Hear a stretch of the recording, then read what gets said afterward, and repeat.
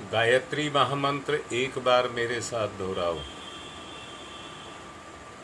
ओम भूर्भुवः स्वः तस्सवितुर्वरेण्यं भर्गो देवस्य धीमहि धियो यो नः प्रचोदयात्। संपन्नता की बात आज करेंगे। कौन संपन्न है और कौन निर्धर और कमजोर है, वो बात आज करेंगे। व्यक्ति के अंदर उसकी अपनी महत्वाकांक्षाएं समाई हुई होती हैं। उन्हीं महत्वाकांक्षाओं के कारण जो उत्कृष्ट, महान और आदर्श को साकार करने का साहस व्यक्ति के अंदर कर्मठता के साथ, एक अभियान के साथ क्रियाशील होता है, ये उसी के अंदर हो सकता है जिसके गर्भ में स्वस्थ और संतुलित मनोभूमि निवास करती हो।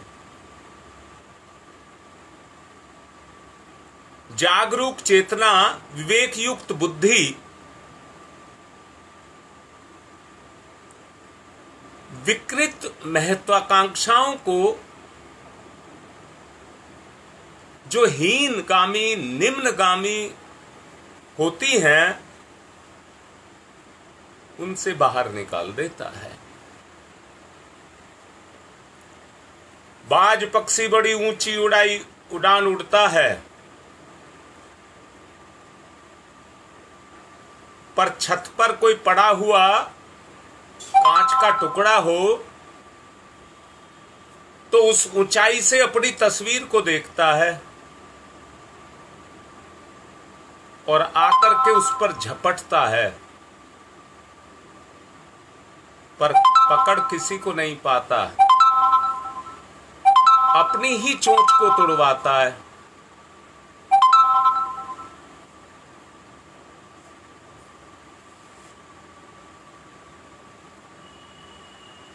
हम भी अगर उन्मत्त हो करके भौतिकता के अंदर, सांसारिकता के अंदर उन्मत्त हो करके दौड़ें, बगैर सोचे समझे मन की इच्छाओं को पूरा करें, तो और किसी का नहीं, अपना ही बिगाड़ते हैं। परिणाम उस बाज की तरह ही होगा जो आकाश से धरती पर टुकड़े पर झपट्टा मारता है।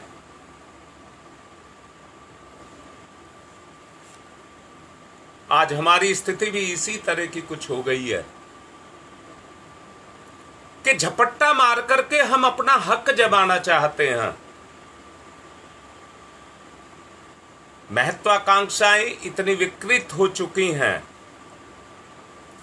मनुष्य विकृत मृगमृचिका की तरह से भटकती हुई स्थिति में जाकर के पहुंच गया है।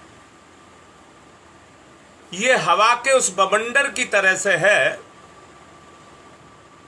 जो आता तो है, पर अपने संपर्क में आए हुए पत्तों को, कबाड़ को लेकर के ऊंचे आकाश में चला जाता है। पर जैसी बवंडर की जान खत्म होती है, बवंडर की शक्ति खत्म होती है,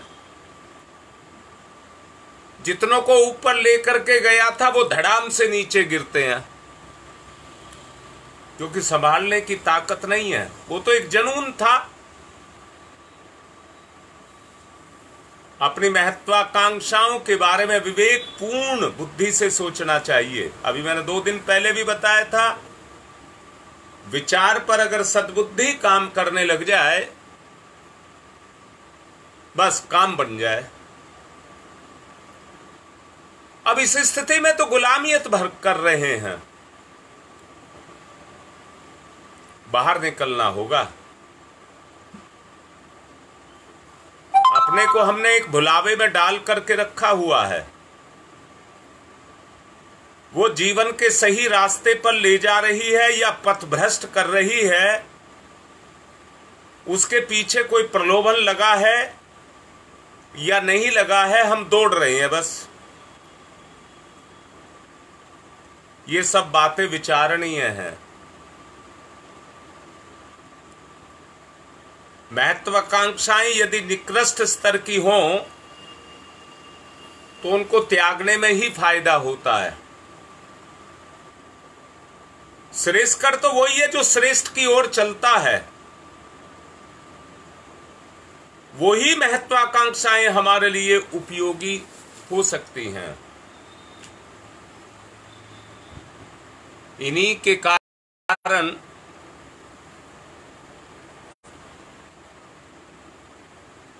हमारे अंदर आत्मबल की ताकत होती है। आप जानते हैं, बलों का उपार्जन ही सिद्धि प्राप्त करने का राजमार्ग है। बलों का उपार्जन ही सिद्धि प्राप्त करने का साधन है। जिसमें आत्मबल है उसे ही तो आध्यात्मिक सिद्धियां प्राप्त होती हैं। बलवान की सहायता लेकर के निर्बल लोग भी सुख की प्राप्ति करते हैं, या कहिए सुख की आशा को लगा करके रखते हैं। जो बलवान है उन्हें इस प्रकार किसी पर आश्रित नहीं रहना पड़ता। जो बलवान हैं उनको, पर जो सुख की आकांक्षा तो करते हैं पर बलवान नहीं है, उस बल की पूर्ति के लिए उन्हें बलवानों पर निर्भर रहना पड़ता है।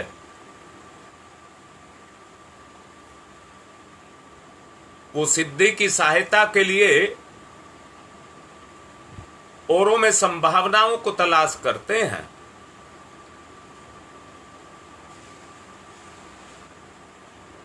अच्छा ये ना हो आदमी अपनी संभावनाओं को अपने में तलाश करे,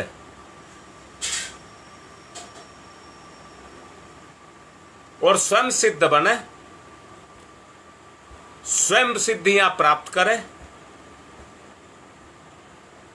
जिससे दूसरों की सहायता ताकने के बजाय अपने ही बाहुबल से अपना काम पूरा कर सके। यही मैं चाहता हूं। अमृत पारस, आकाश में उड़ना, अदृश्य हो जाना, दूसरे के विचार को जान लेना, शरीर बदल लेना, पशु पक्षी का आकार धारण कर लेना, भूत भविष्य की जानकारी प्राप्त कर लेना,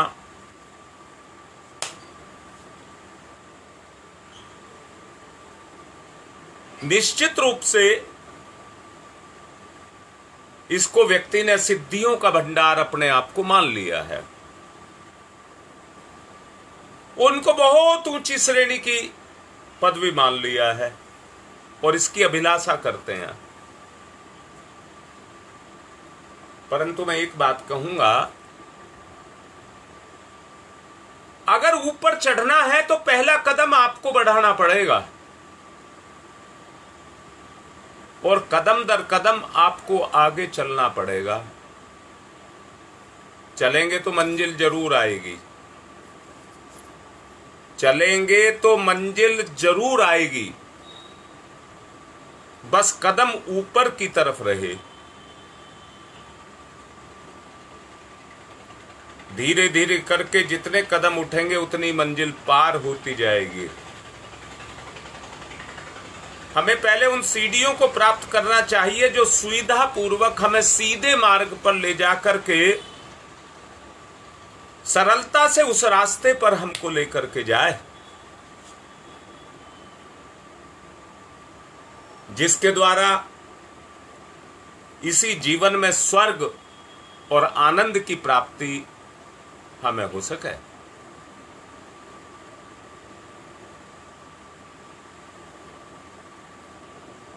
सोचो,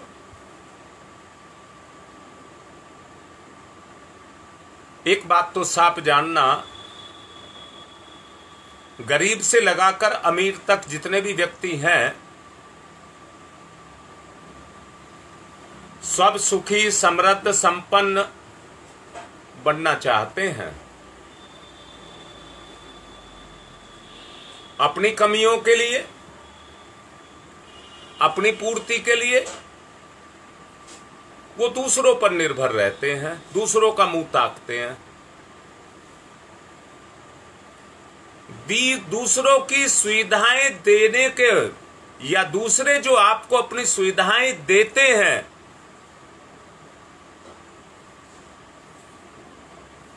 वो तुम्हारी अपनी नहीं होती है। वो दो उद्देश्यों को पूर्ण करती है। बार बार हर काम के लिए दूसरों का आश्रय लेना। अब सोचो, दूसरे, आप किसी की मदद कितनी कर सकते हैं?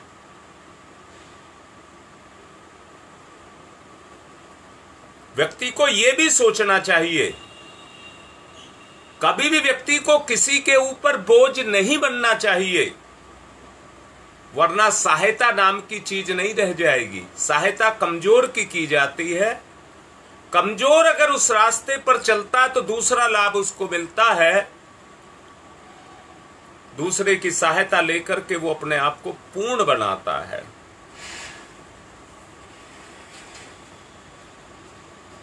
मुझे एक बात बताओ, ओस चाटने से आपकी प्यास बुझ जाएगी? ओस चाटने से आपकी प्यास नहीं बुझ सकती। इसलिए जलाशय पर जाइए जो लबालब भरा हुआ है और आपकी प्यास बुझाने के लिए तत्पर है।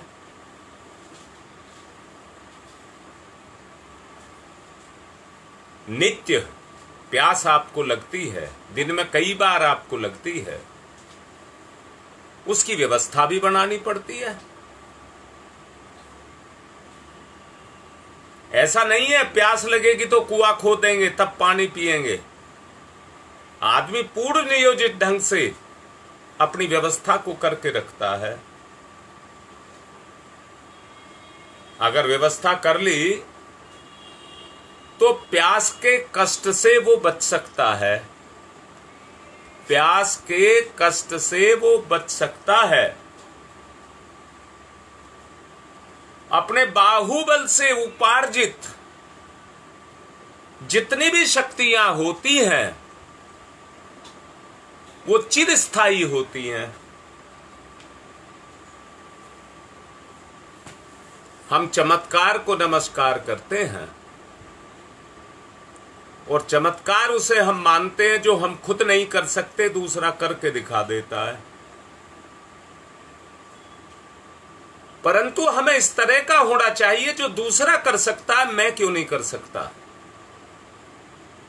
उसके लिए हमें प्रयत्नशील रहना चाहिए। अपने बाहुबल से उपार्जित शक्तियां ही स्थायी रूप धारण करती हैं। वही हमारे कष्ट और कलेश की निवारणी होती हैं, सुखदायी होती हैं।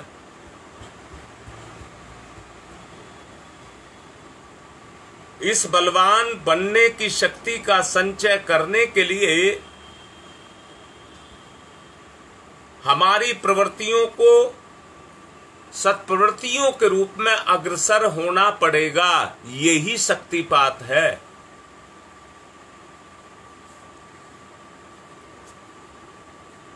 बड़े अच्छे से ये समझाया गया है। चरित्र चिंतन के रूप में अपने आप को ऊंचा उठाना, यही शक्तिपात है। मैं ये समझता हूं हमारे 3 शरीर होते हैं। एक जन्म लेते ही मां के गर्भ से हमको मिलता है।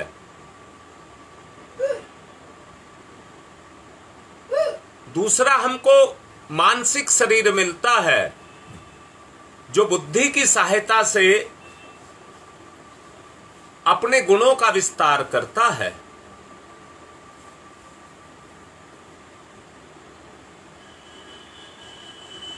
जो बहुत कच्ची उम्र में 1 साल में जगना शुरू हो जाता है, समझ ना होने के कारण संसार के वातावरण से प्रभावित होकर के बच्चा उसी तरफ ढलता गलता चला जाता है। अर्थात वातावरण जिस स्तर का होगा उसमें रहने वाला बच्चा भी उसी स्तर का होगा। वातावरण से व्यक्ति का निर्माण होता है और व्यक्ति से वातावरण का निर्माण होता है। आज के वातावरण को अगर गहराई से सच्चाई से देखा जाए तो आपको एक बात लगेगा पता, ऐसा तो मैं नहीं कह रहा इसमें अच्छाई नहीं है, पर अच्छाई के मुकाबले पर बुराई ज्यादा हो गई है। और जान लेना, बुराई के समय पर बुराई का प्रभाव बहुत ज्यादा होता है, बड़ी तेजी से बढ़ती है। आज वही समय चल रहा है। एक से गलती हो जाए तो सब उसके पीछे पड़ जाएंगे, सारे काम को छोड़ देंगे, उस बस एक ही चर्चा रहेगी। जबकि सच्चाई ये है कि बुराई को हमेशा दबा देना चाहिए, एक से दूसरे पर नहीं जानी चाहिए, नहीं तो वो बढ़ती है। इसलिए बुराई का दमन करना चाहिए। अगर बुराई का दमन नहीं करते हैं तो वो हमारी जो ताकत है, श्रद्धा है, विश्वास है, उसको खा जाती है। हो सकता है किसी व्यक्ति से भूल से, नासमझ से, मजबूरी से कोई गलती हो जाए, तो क्या उसको जान से मार देना चाहिए? दंड पुरस्कार देना भगवान का काम है। अगर किसी ने गलती की है तो उसको भगवान देखेगा। हमें तो सत प्रवृत्ति का सहारा लेकर के अपने आप को आगे बढ़ना चाहिए, जबकि वातावरण के प्रभाव से उल्टा हो रहा है। आज बुराई का विस्तार होता हुआ चला जा रहा है, अच्छाई गौण हो गई है। संतुलन की बात पिछले दिनों मैंने करी थी। प्रकृति संतुलन बनाती है। परमात्मा अपनी सारी शक्ति प्रकृति को देता है। प्रकृति संसार के सृजन के लिए, इसमें बसने वाले जीवों के सृजन के लिए अपने संतुलन को बनाती है। जो बुराई आई उसको निकालती है, आभास कराने के लिए उसकी सजा पुरस्कार देती है, जिससे आदमी को पता लगता है कि कर्म का फल क्या है। परंतु आज के परिवेश में आदमी की स्थिति किस तरह की बनकर के खड़ी हो गई है वो आपसे छुपा नहीं है। मुझे तो ये पता है, महाभारत के समय पर इतने आदमियों का जनहानि हुई, उस वातावरण को शुद्ध करने के लिए श्री कृष्ण भगवान को राजसु यज्ञ करने पड़े। राम के समय पर राम रावण युद्ध में कितने व्यक्ति मारे गए? उस समय वातावरण के परिशोधन के लिए दशाश्वमेध यज्ञ किए गए। परंतु एक बात कह रहा हूं, रक्षा करने वाली वो सत्ता जब अपने काम को करती है तो सामने कौन आ रहा है वो नहीं देखती है, वो अपने काम को करती चली जाती है। जो मैंने कहा, प्रकृति अपने संतुलन को बनाती है।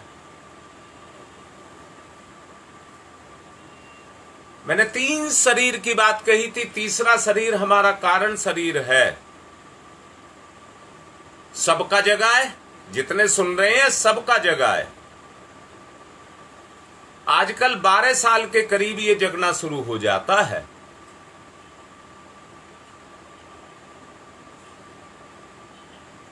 जब ये जगता है, जिसका जगता है वो पूरे ब्रह्मांड को देखता है, ब्रह्मांड की बात को सोचता है।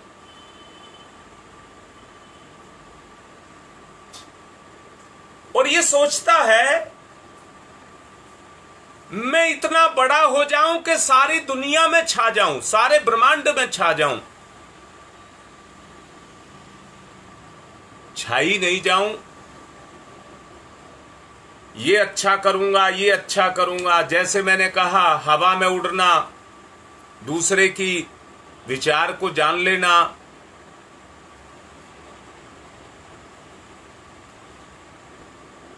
अदृश्य हो जाना, शरीर बदल लेना,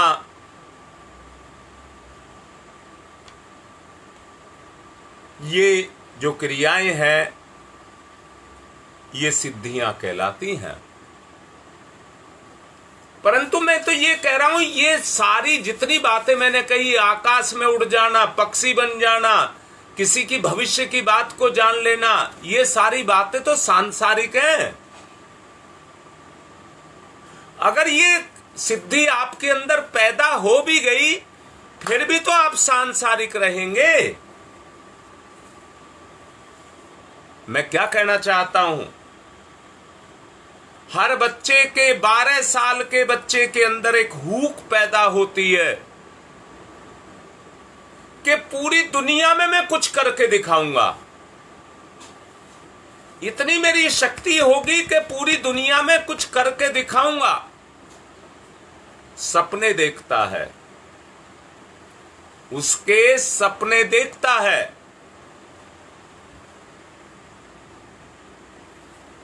जब और थोड़ा सा बड़ा होता है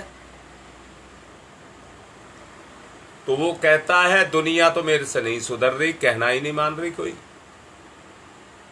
दुनिया में मेरा कोई कहना नहीं मान रहा, तो मैं कैसे सुधारूं। वहां पर वो अपने लाभ को लाचार पाता है। किसके कारण? आत्मबल के कारण। अगर आंतरिक बल, आत्मबल के कारण आपके अंदर होता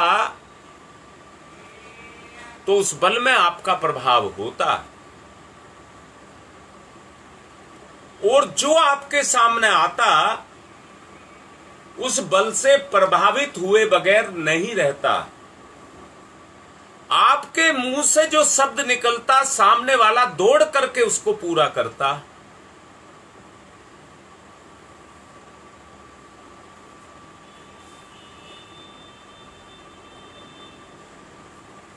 इसी को रिद्धि सिद्धि कहते हैं। परंतु हुआ क्या, जब आदमी को यह दिखाई दिया कि मेरा तो कोई कहना नहीं मानता, तो वो पराया हो गया। फिर बच्चा सोचता है चलो पूरी दुनिया तो नहीं मानती, मेरा परिवार तो मानेगा। और जब उसे यह दिखता है कि मेरे परिवार में भी मेरा कोई असर नहीं है,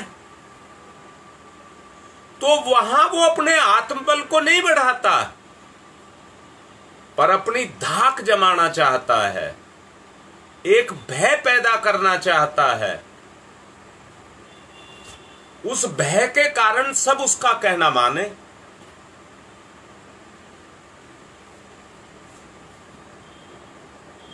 अपना एक क्षेत्र बनाता है, अपने मित्र, अपने रिलेशन में अपने जानकार, उनको सबको मिलाकर के एक संगठन बनाता है। परंतु जब संगठन में भी उसकी नहीं चलती तो निराश हो जाता है।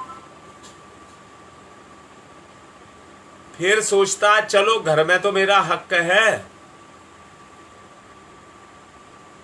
अरे मेरे घर वाले तो मेरा कहना मानेंगे। फिर वो अपनी मर्जी घर में चलाता है, और घर में मर्जी चलाने के कारण कलह हो जाता है। क्योंकि कौन किसकी मर्जी से चले, सबकी अपनी अपनी मर्जी है। जब सब अपनी मर्जी से चलते हैं तो घर में कलह पैदा हो जाता है, और उसी व्यक्ति को एक बात दिखाई देती है, मेरा कोई नहीं और मैं किसी का नहीं, मेरा कोई कहना नहीं मानता इसलिए मैं भी किसी का कहना नहीं मानूंगा। विचार के द्वारा अंतर विरोध पैदा हो जाता है, व्यक्ति एकांकी रह जाता है। फिर व्यक्ति ये सोचता है चलो मेरा कोई कहना नहीं मान रहा,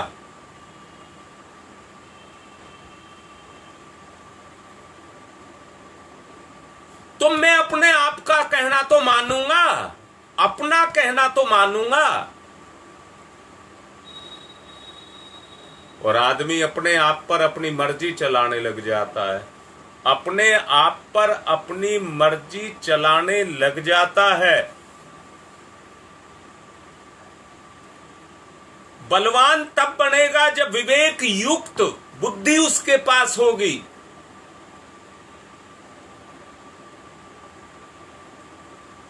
विवेक युक्त बुद्धि ना होने के कारण वो जो बोलता है, जो करता है, उसी को ही सत्य मान लेता है, उसी को प्रधानता देता है। जो अभिलाषा वो लेकर के आया था वो पूरी नहीं कर पाता, और पूरी ना होने पाने के कारण उसकी दुर्गति होने लग जाती है, घर में कलह होने लग जाती है। अंत में व्यक्ति यही कहता है कि मेरा कोई नहीं है और मैं किसी का, मेरा कोई कहना नहीं मानेगा, ना मेरा कोई है।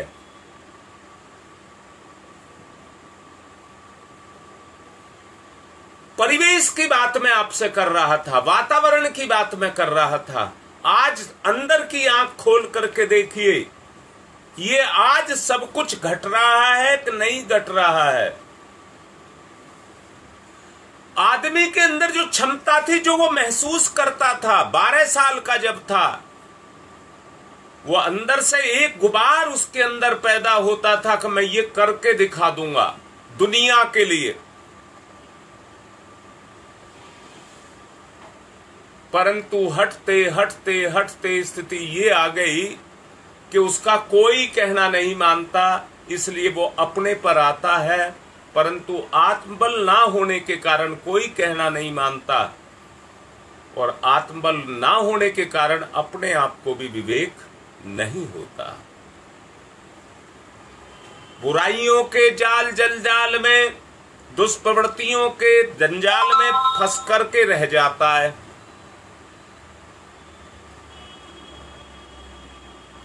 स्थिति ये पैदा हो जाती है जैसे कोई हाथ पैर बांध करके रख दे किसी के, आदमी की चेतना कुंठित होने लग जाती है निष्क्रियता के कारण, क्योंकि उसकी चलती किसी पे नहीं।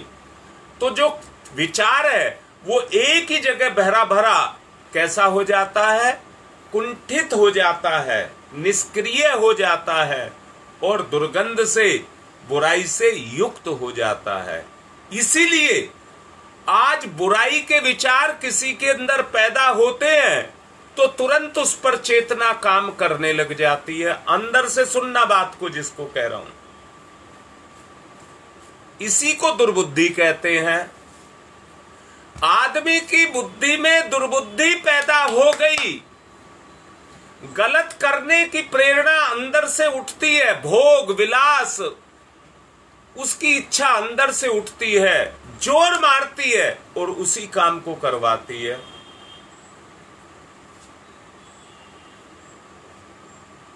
आदमी सहारा लेता है,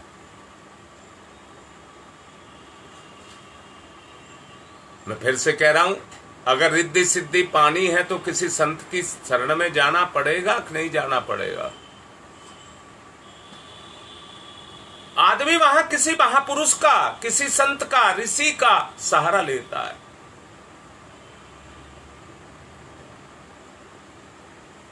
आदमी को अगर गलत रास्ते पर जाना है, अपनी जो मैंने अभी कहा आपसे कि गलत विचार उसके अंदर प्रकट होने लग जाते हैं, तो उसकी पूर्ति करने के लिए गलत व्यक्तियों को ढूंढता है।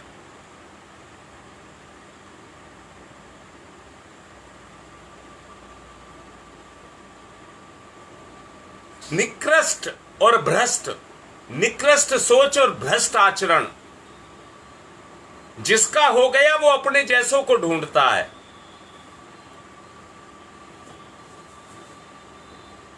दोनों एक दूसरे से अपनी इच्छाओं को पूरा करते हैं और नरक के गर्क में गिरते हुए दोनों चले जाते हैं। वो उसको गिराता है और वो उसको गिराता है।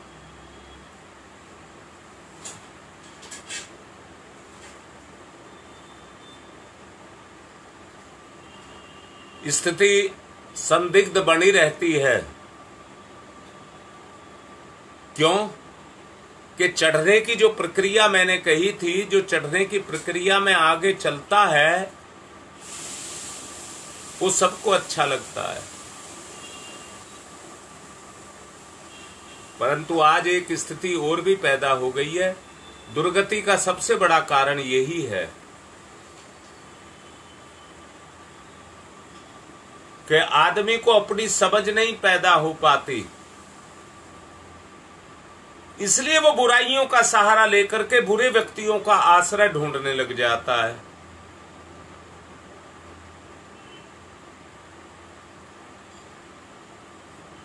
जोहड़ का पानी भी जब भरा था तो वो साफ था, शुद्ध था, बरसात का पानी था,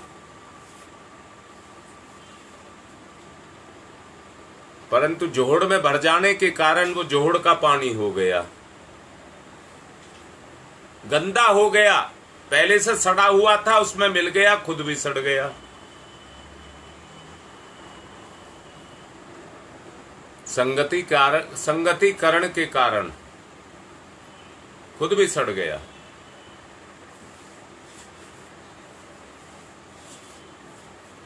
अगर हम अपने आप को उबारना चाहते हैं तो कुसंगति से अपना पीछा छुटाना पड़ेगा। अच्छाई बुराई का ज्ञान हमको लेना होगा।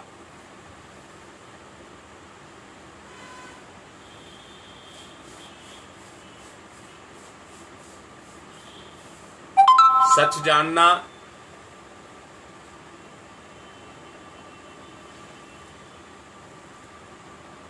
सच्चाई ये है कि अच्छे से अच्छे साधक भी अपने बुरे विचारों को रोक नहीं पाते हैं।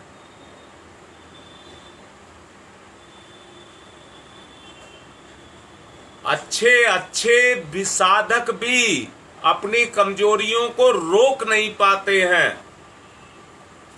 साधनाएं जप की, अनुष्ठान की, व्रत की वो खूब करते हैं,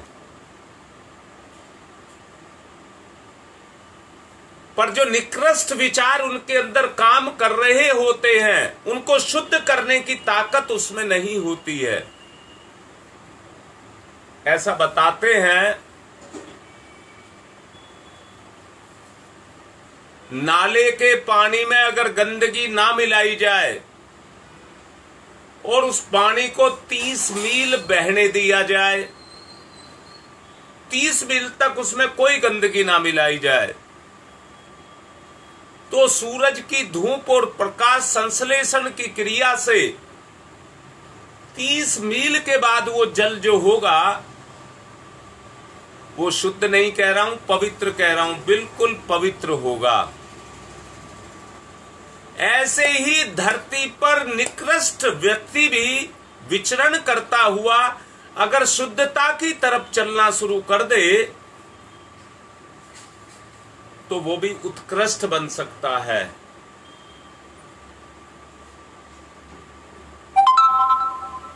हिम्मत तो कितनी जगी थी, सारी दुनिया की जिम्मेदारी लेने के लिए तैयार था, सारी दुनिया में छा जाने के लिए तैयार था,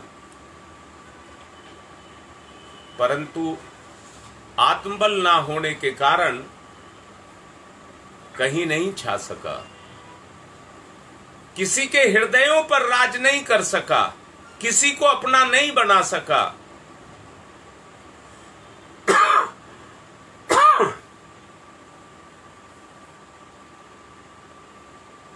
जब तक व्यक्ति दूसरे को अपने विचार से शांति देने वाला, सहज, सरल, प्रिय नहीं लगेगा, तब तक कुछ नहीं होगा। तुमने देखा होगा बहुत से व्यक्ति ऐसे हैं जिनसे बात की जाए तो बड़ा अच्छा लगता है, बड़ा सहज लगता है और मन करता है इनसे बात की करते रहा जाए। विचारों को शांति मिलती है, मन को शांति मिलती है। ऐसे व्यक्ति पारस का काम करते हैं, पारस का, जिसका झुकाव उस तरफ को हो गया, पारस की तरफ हो गया। छू करके सोना नहीं बनेगा, कोई रोक नहीं सकता, कोई रोक नहीं सकता। उस पारस को संपर्क में जो भी आएगा वो सोने के समान हो जाएगा। परंतु स्थिति ये बनकर के खड़ी हो गई कि आज पूरा का पूरा आवा ऐसा खड़ा हो गया जो लाचार, मजबूर, यतीम, दीनहीन, उन अवस्थाओं को आदमी पहुंच चुका है। सोच करके देखो,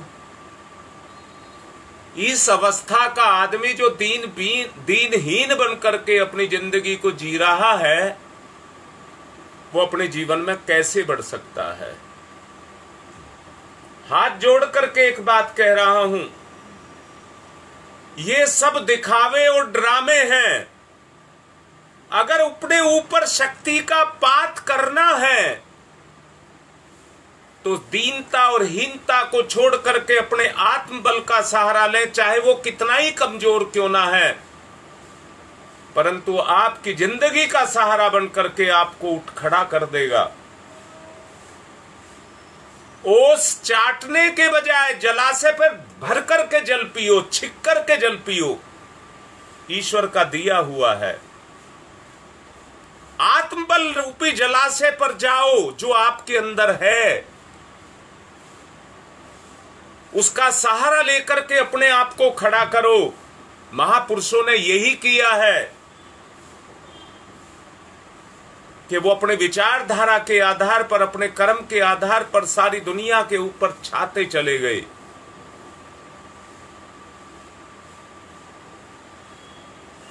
यही शक्तिपात आपके ऊपर है कि आप बलिष्ठ बने, बलवान बने। कल मैं बलवान बनने के तरीके बताऊंगा। कल आपको बलवान बनने के तरीके बताऊंगा। उसी को निवेदन कर रहा हूं, अपने ऊपर शक्तिपात करना। अच्छे विचार जिसके बुरे विचारों पर, मैंने पहले एक बताया था वीडियो में डाल करके कि मुझे टिकने नहीं देता।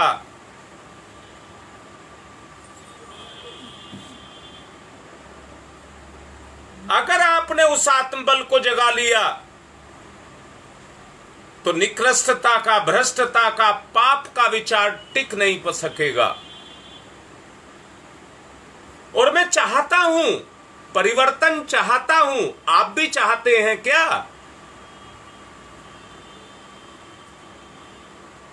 आपके पास रिद्धियां सिद्धियां हैं, बदलना आपको पड़ेगा। किसी के बदलने से किसी का सहारा तो लिया जा सकता है, परंतु किसी के ऊपर निर्भर रह करके नहीं किया जा सकता, वरना बाज की तरह की स्थिति तुम्हारी हो जाएगी। ऊंची उड़ान उड़ोगे, अपनी चोंच तुड़वाओगे। बवंडर में ऊंचे पत्तों की तरह जाओगे, बवंडर का बल निकलते के साथ ही जमीन पर धड़ाम से गिरोगे।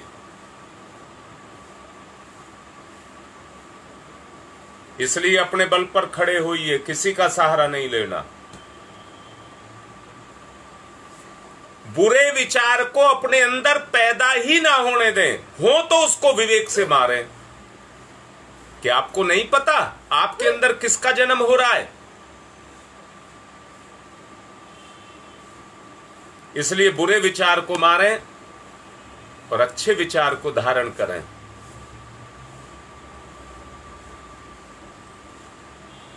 दवाइयों के निर्माण के लिए मुझे एक देसी गाय की आवश्यकता है।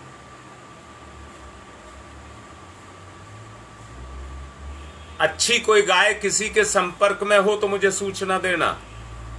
और गुप्ता जी को विशेष रूप से कह रहा हूं, हेमंत से बात करना। देर करने पर दिक्कत पैदा हो जाएगी। जो तैयार जड़ी बूटी हैं वो इतनी पर्याप्त नहीं है।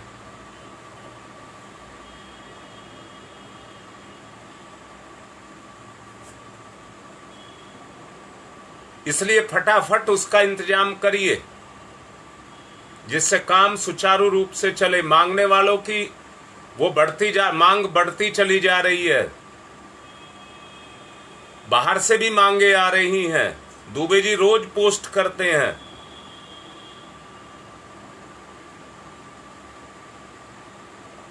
इसलिए सहायता करिए। आज की बात समाप्त। ओम शांति ही शांति ही शांति।